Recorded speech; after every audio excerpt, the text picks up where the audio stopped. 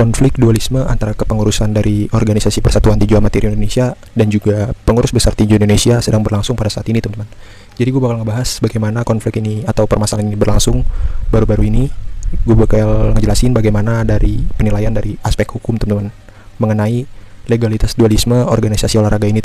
Jadi kita bakal ngebahas yang pertama, yaitu organisasi Pertina atau Persatuan Tinju Amatir Indonesia, yaitu dia adalah organisasi yang berdiri sejak 1959, teman-teman. Pertina didukung oleh KONI atau Komite Olahraga Nasional Indonesia Pusat.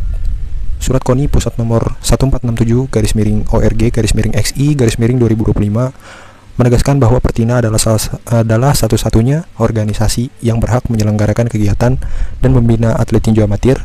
KONI menyebut cabur tinju selain Pertina dianggap tidak sah, teman-teman. Jadi itu adalah sejarah dari Pertina dan juga penjelasan lengkap mengenai keterhubungan antara KONI dan Pertina, teman-teman.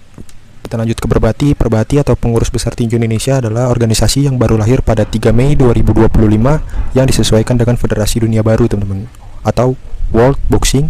Perbati mendapat pengakuan dari Komite Olimpiade Indonesia atau KOI atau NOC Indonesia, teman-teman, NOC, yang menekankan bahwa hanya Perbati yang diakui sebagai anggota resmi untuk tinju amatir internasional, teman-teman. Jadi seperti itu untuk penjelasan mengenai Pertina dan Perbati itu.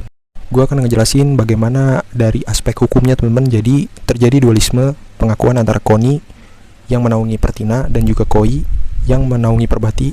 Ini menciptakan ketidakpastian hukum, teman-teman, mengenai induk organisasi tinju yang sah yang ada di Indonesia ini. Komite Olimpiade Indonesia adalah yang mencoret Pertina, teman-teman, dan mengakui Perbati yang memicu polemik hukum, teman-teman. Pertina menganggap alasan dikeluarkannya dari anggota KOI dibuat-buat dan mereka mendesak Menpora untuk turun tangan.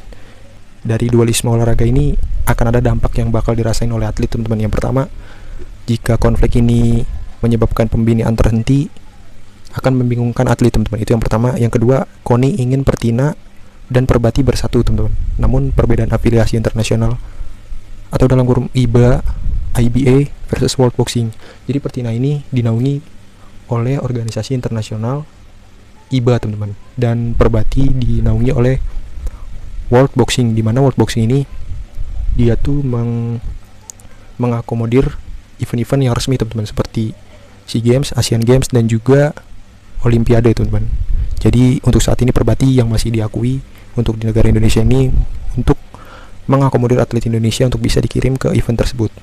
Jadi seperti itu. Ini juga menjadi salah satu yang menarik, teman-teman, di mana Perbati telah memutuskan bahwa petinju profesional diizinkan untuk mengikuti kejuaraan amatir yang mereka selenggarakan.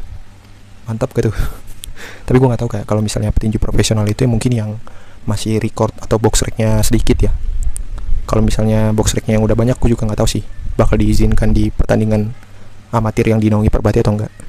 Jadi itu, teman-teman, dampak pada atlet dan pembinaan menurut aspek dari hukum. Ada permasalahan penggunaan anggaran pemerintah. Jadi dari dualisme atau konflik dari dua organisasi ini juga dapat memicu perdebatan mengenai organisasi mana yang berhak menerima dana pembinaan, teman-teman, dari negara, baik itu dari Kemenpora ataupun KONI, karena hanya satu yang sah secara legalitas untuk menerima hibah dari APBN, teman-teman. Jadi seperti itu.